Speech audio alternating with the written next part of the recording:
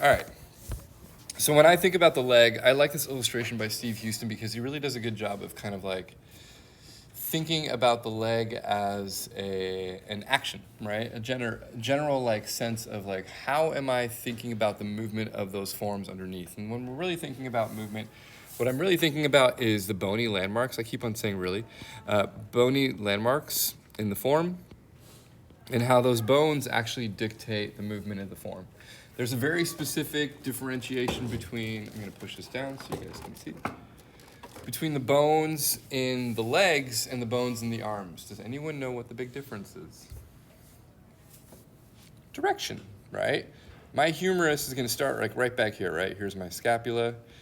This is my arm. My arm wants to bend in what direction? Does it want to bend backwards? No, it wants to like pick up grocery bags, right? There's my hand right there, whee! And there's my grocery bag. No? Look, people, this is the big bucks. This is what you pay for, okay? This is the talent that you get. I'm just saying. This class is dead. You are all dead to me. I hate you all. I'm just letting you know. This is an amazing illustration. Here, I'll put fingers on it. Does that help? Yeah, kind of, sort of. Do you want me to put like a logo? VL? Oh, it's LV, Louis Vuitton. There you go. All right. Let's discard that and start all over. All right. So when we think about the legs versus the arms, there's a very specific relationship in terms of direction. When I think about the silhouette shape, it also kind of like accompanies that relationship of movement, right? The silhouette shape of my leg has a very specific like movement that goes from left to right or up and down, right? When I'm looking at it from side view, it's gonna have a different movement. So I wanna kind of keep these ideas in mind when I'm thinking about the forms. There is, when we get into anatomy, if you take figure drawing again, we will talk about this. I'm just going to jump ahead a little bit. There is a similarity to the muscular anatomy of the legs and the arms, even though they're different in like width or thickness, right? There are biceps in your legs. Does anyone know where they are? There are biceps in your legs. Did you know that? There's two muscles called the bicep femoris and the bicep, anyway. They're on the back of your legs, okay? And they flex, right? If you ever squat on a toilet, you're gonna actually feel them. If you don't want to sit and touch the toilet seat, right, you're going to feel your hamstrings actually pump out, right? And you're going to notice that the lower leg is a lot like your forearm. Well, if I flip this around and face it the other way, right, what am I drawing? Right? You're going to just draw your arm. And you're going to notice that the biggest difference between these two muscle groups, right, is the angle of that pivot. So the very first thing that I want you to keep in mind is that, not besides the fact that not all legs are the same, but how that gesture actually moves. And the gesture for your leg, and this is what I want you to understand, is it starts from the great trochanter, which is this little landmark in the center of your leg. You can actually feel it. There's like a little bone that sticks out in the center of your pelvis. And it always goes forward towards your kneecap, right? And then it wants to come backward towards your ankle, okay? Now, why can't I draw the leg doing this? And then this? What happens when I draw the line going in the wrong direction? What am I doing to my bone? It's backwards. You will literally break your bone. So the reason that we say that there are specific lines that have a specific purpose and tell a specific narrative is because there are specific lines that have a specific purpose and tell a specific narrative. If I'm drawing them in the wrong direction, right, I'm actually going counterproductive to the way that those bones actually function. So if I'm drawing a leg and it's coming out and over, it is very different than drawing an arm where its arm wants to lift the form. So I talk about this a lot in anatomy, but I think about a leg as like a pushing muscle, right? It wants to push off the ground. But when I think about my arm wants to pull itself towards my body, right? And lift things up or push things out. But the action is always higher on the shoulder, right? Down towards my elbow and then back up towards my wrist. Whereas my leg wants to go behind me from the glutes, right, forward towards my kneecap and then back towards my ankle. Okay, so there's two very different gestures. So legs, I'm gonna repeat this one more time. They always go back, right? Starting back, front, back, right? There's my foot, right? Arms want to do the opposite, right? They want to start, if they're going to start from behind, you're going to see that they're going to be in the opposite direction, and then they're going to curl up, and they want to move up towards that center of action, okay? Very different motions for both forms. When we think about the leg, what we're actually thinking about is the idea of gesture and taper, right? We've mentioned this before. Things are always bigger, right? They always start big and they always end small. And you will notice that not only does your whole body, right? Your whole body starts at the shoulders. Shoulders are technically the widest part, and then they kind of taper as they go down to your feet, right? Even my shoulder itself is the widest part on my arm, right? And it's going to taper as it gets to my forearm. Same thing with your hips, right? Your pelvis is the widest part of your leg, and it's going to taper as you get back to your leg. So I always want to think in terms of shapes first. When I'm drawing the leg, I don't want to draw parallel lines. Why? Yeah, it's not going to function like it's supposed to, right? All that support actually exists closest to your pelvis, right? Because that's where the muscles are going to hold you up, right? It's also going to flatten out the form, and it's not going to create dynamic shapes. It's also not going to tell the story of what's actually happening in the function of those shapes. We move from really weight-bearing muscles in the upper parts of our torso or our arms or legs to what are called fast twitch muscles, right? Down in our, what are these called? The wrist and your ankles and your feet, right? So the muscles aren't built the same, so they shouldn't look the same. The silhouette shapes are very different as well, okay? When we're thinking about legs, right, we want to think in the fact that not everyone's built the same. So we want to think in the fact that we're dealing with varieties, but in those varieties, we are seeing similar relationships to the types of curves that we're going to see. There's always a long curve, right, that competes with a short curve that competes with a longer curve when the form is facing us, right? There's always going to be curves on the back of the leg and shorter curves on the back of the leg and longer curves on the front of the leg. So I'm keeping these things in mind. So when we think about character design, right, when we're thinking about designing the figure, we're always thinking about the fact that the repetitions in the shapes that we're seeing are always going to be there, right, but the characteristics of the individuals are going to change depending on who we're drawing. And a lot of my notes to you guys are like, stop drawing generic people, stop drawing generic people. And then I use this word a lot, be specific, right? Specificity is key. Specificity is what's going to start teaching you, right? Because you're moving out of those principles and then you're starting to make observations based on those principles, and that's really important. The legs support us, right? It's easier to understand about weight and balance when a character handles heavy objects because all of a sudden you're forced to kind of plant your what? Your feet, right? Everything is about your feet. So even in like a really well-drawn cartoon, you're going to notice that when they're drawing the feet, what do they use? Straight lines. Why? Are the feet just made of straight lines? Yeah, pressure, right? We're trying to activate movements that are based on groundwork. So we're trying to ground the figure in the space. So the very first thing that I always want to think about are how the feet are actually planted in space and how they shift in position in relationship to the model, okay? It's super, super important, right?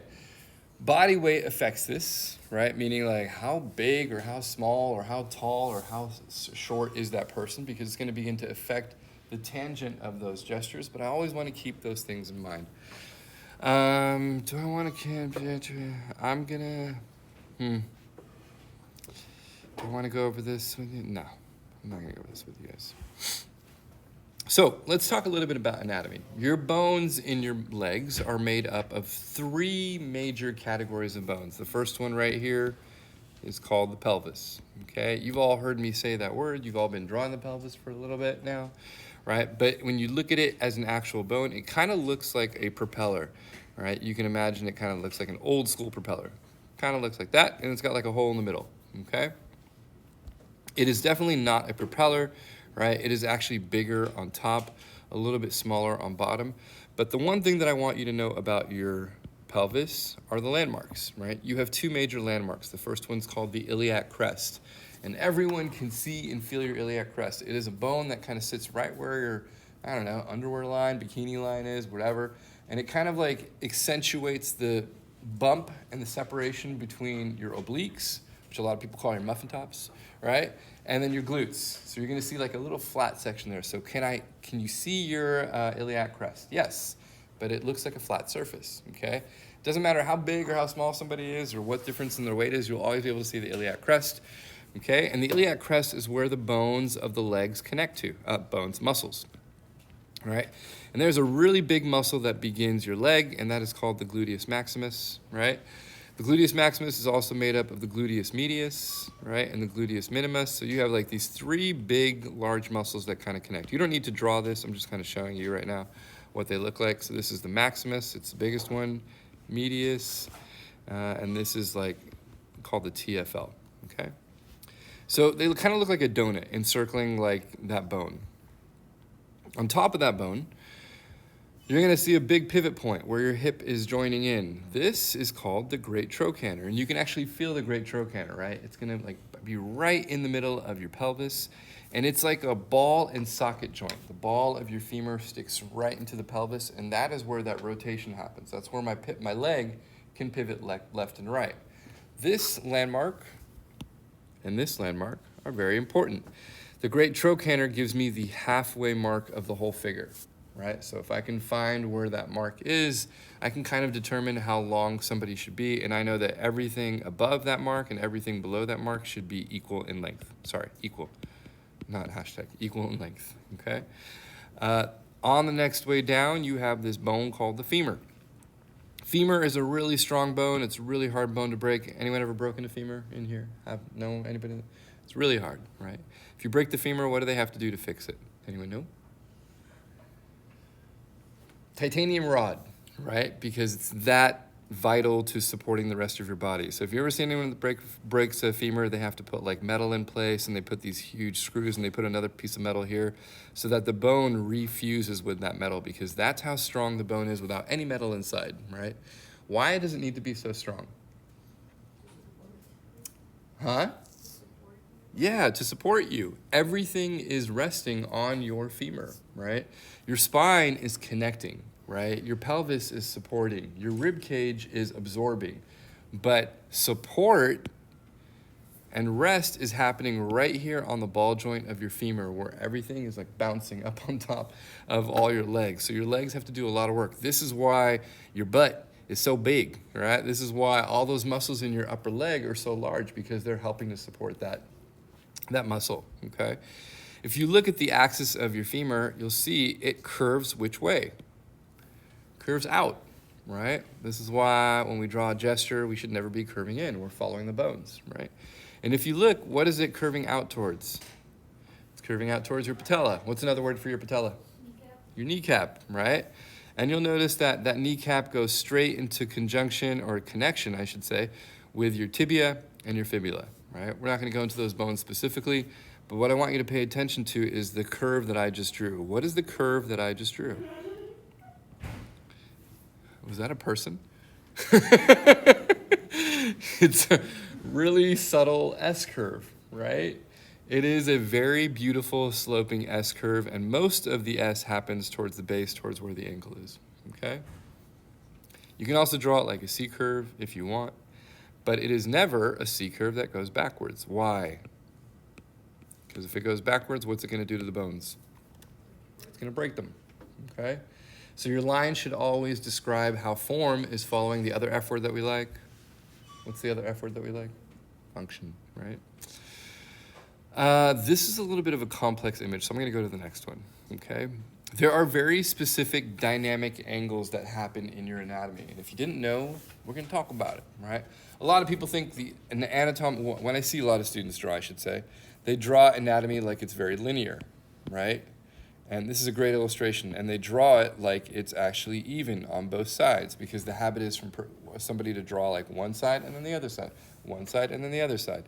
This is a section from David, right? Michelangelo's sculpture, and it's a great example, stop moving, of balance, right? Because you will see he's balancing out anatomical landmarks. He has an understanding of it, obviously, but you'll see the very short like curve of the TFL, the tensor fasciae latae. You don't need to know these muscles right now. I'm not really worried about that. Then in opposition to that, he draws the adductor muscles, right? Then he comes in and he draws these really long muscles. Stop moving. Of the exterior vastus muscles, right? And then he comes in, and what are you noticing? What happens with all the muscle groups? Do they line up? No, they crisscross. They make like a braid, right? Like a hair braid or like a chain link, whatever you want to do to describe it. And you want to pay attention to those balancing lines, right? They go from big to small, literally. They go from small, right? This is medium, this is big, small, big, small, big, small, big. Actually, this is small and this is small, okay? But they have this like balancing act that kind of happens on its way down the form. And this is not accidental. Why do you think the muscles are based like this? What's happening on the top of the form? They're carrying the most weight, right? As they go down the form, what do they need to do? They need to move faster. They don't need to carry as much weight. So all of a sudden, the weight distribution begins to change, right, from side to side. And if you think about the bones, right, they're actually counterbalancing each other. The muscles on the outside of the leg, if they're too strong, what's going to happen if I move too quickly in one direction? They will literally break your bones. So they're being offset by the muscles in the other direction. So there's this like opposition of forces always happening, right? They're actually named in relationship to those forces too. So if you think about the adductor muscles, which are on the inside of your leg, they're literally called the adductor muscles because they are adducting or pulling to the center of a form. If you ever look up the word adductor, not kidnapping, abductor, right? It's adductor, it's two D's, right? This is abducting is two different things. Oops. That's to be kidnapped. I don't want your legs to kidnap you. Right? They love you, just like I love you. Not really, I hate you guys. All right? So we're always thinking about counterbalances. My favorite part to counterbalance is the lower leg. Because if you think about how the arc of the calf comes up, how it has a short curve and a long curve, you're going to notice that it opposes the bones, right? So the muscles are actually shifting in relationship to the bones so that they can distribute that weight across your anatomical landmarks, which is pretty amazing. And then you have this like anatomical center line of the tibia that runs right down and acts as like an anchor. And you can feel your tibia, right? If you ever played soccer, you know what do you have to wear? Shin guards, right? Because if anyone kicks your tibia, it hurts like a mother. That tibia is like that anchor point for that middle point that's going right through the form, and your ankles are always slightly offset and your calves are offset in the other direction. So what you don't want to do is draw even shapes. You don't want to draw evenly across the form. You really want to think about how to separate out those shapes in relationship to each other. So we want to kind of consider those things when we begin to practice our silhouette forms. So here is a view of the pelvis, right? From up top and from behind. When you think about the pelvis, there are two different narratives with the pelvis. The male pelvis and the female pelvis are very different from each other. Anyone tell me why? Yes, that's it. Simple, right? Ladies carry babies, right? So because of that, the pelvis on a female form is much more open. This is a female pelvis. And wider, and it actually has a bigger surface area. So it changes the silhouette shape of a female, right? A female silhouette shape is going to look much more like an hourglass. You know, I'm really exaggerating it, right? Kind of like right there. There's my belly button, right? Whereas a dude, he's going to be like much more like this. Boom, boom, boom.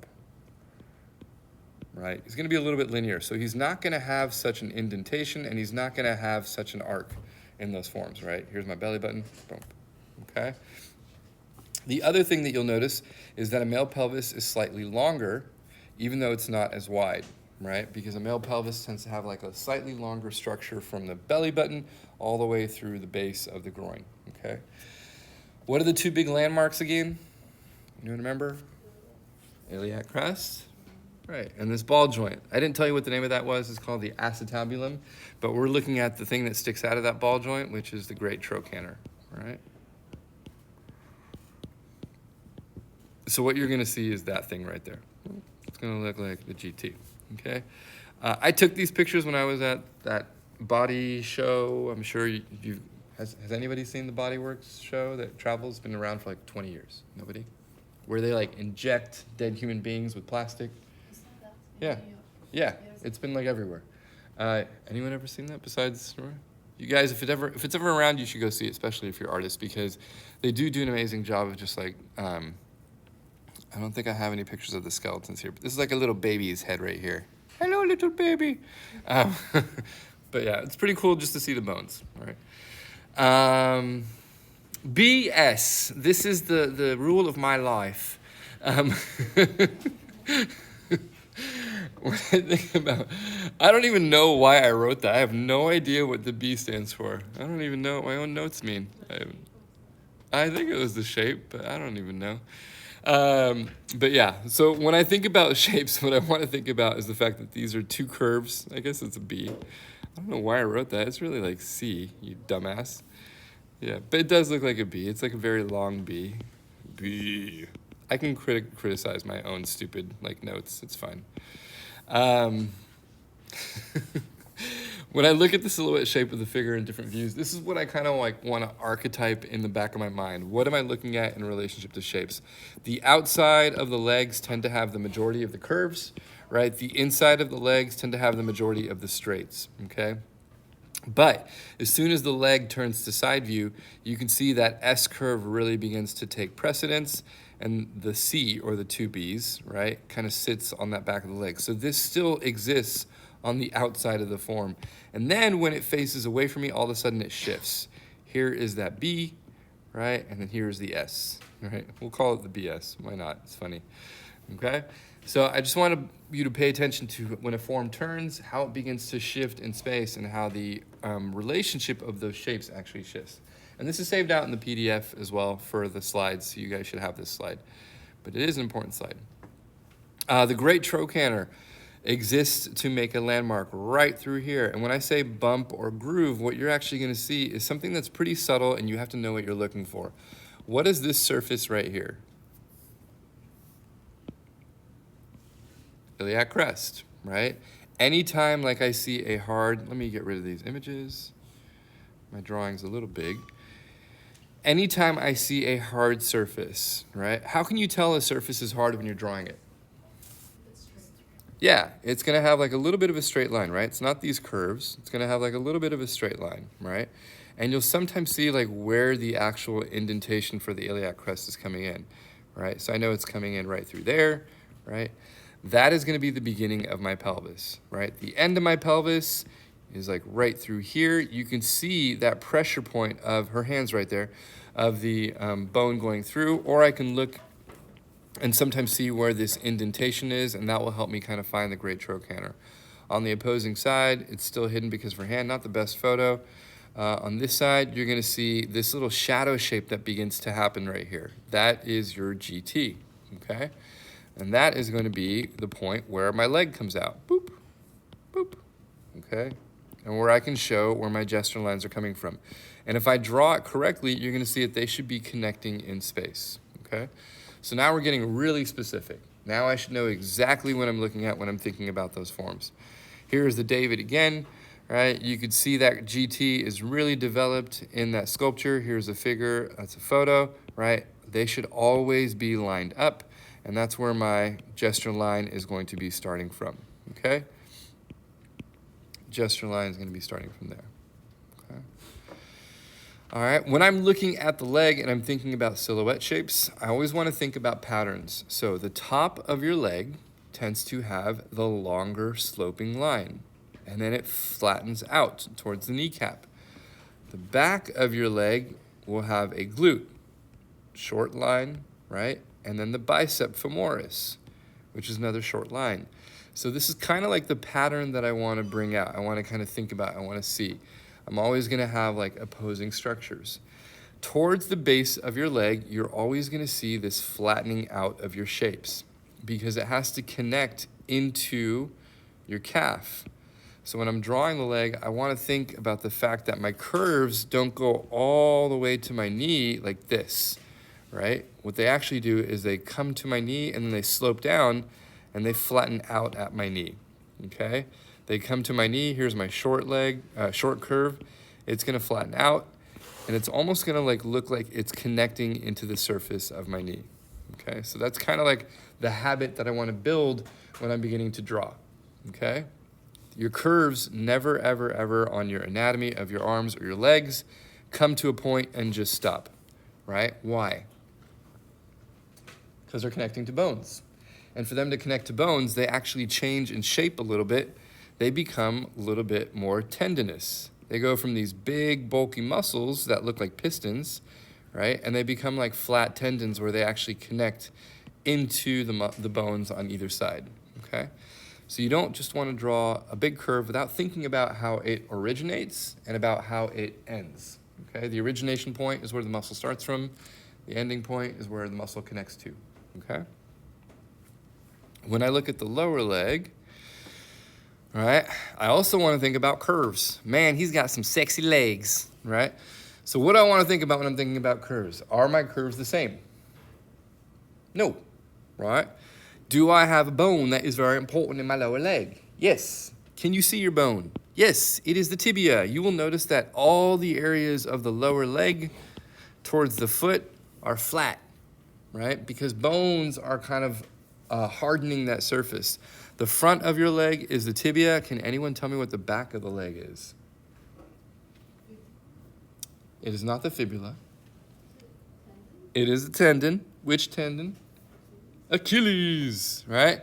So anytime I see a tendon, what you're going to notice is the tendons tend to be straighter in relationship to the forms.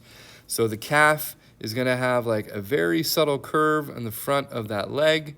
It is going to be a very long curve. Once again, we're going to start long. Back is going to be short, right? Here's my short, boop.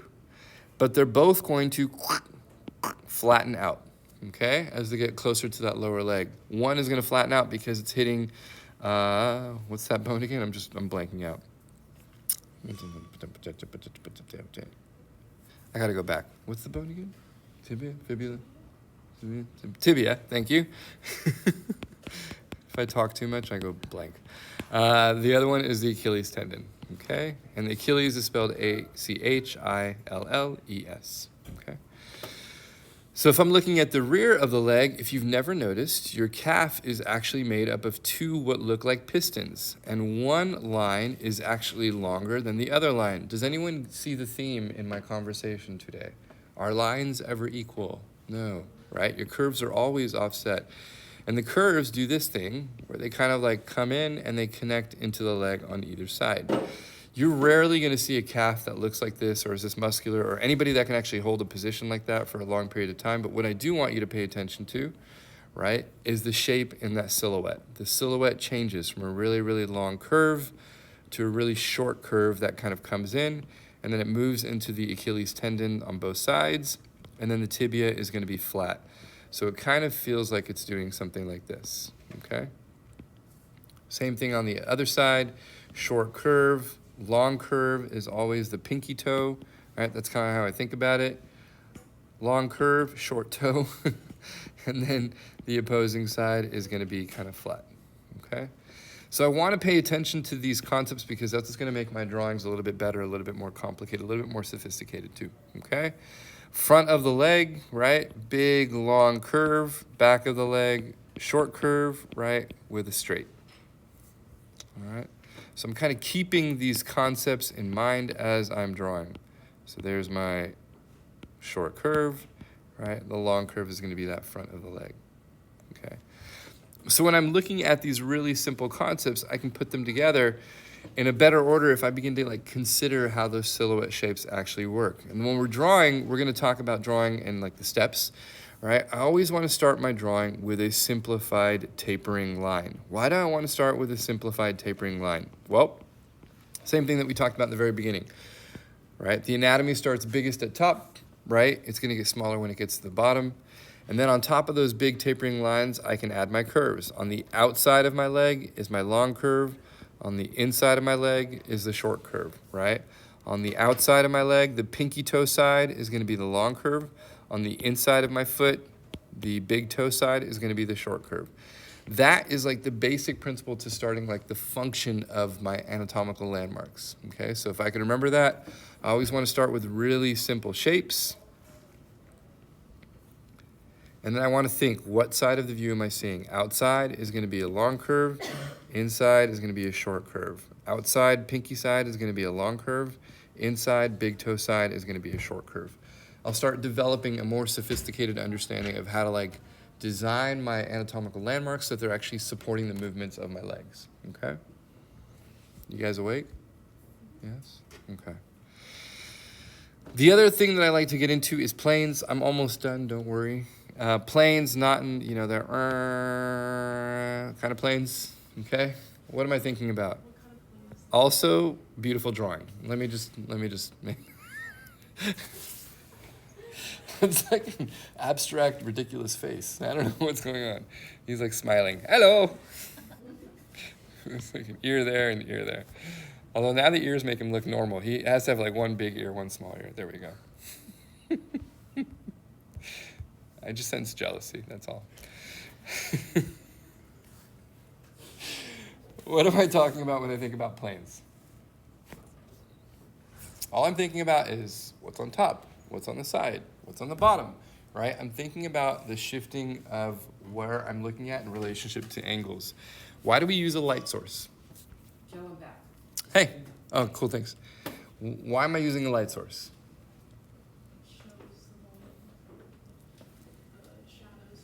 Yes, exactly, right? I even indicated it here in my little sketch.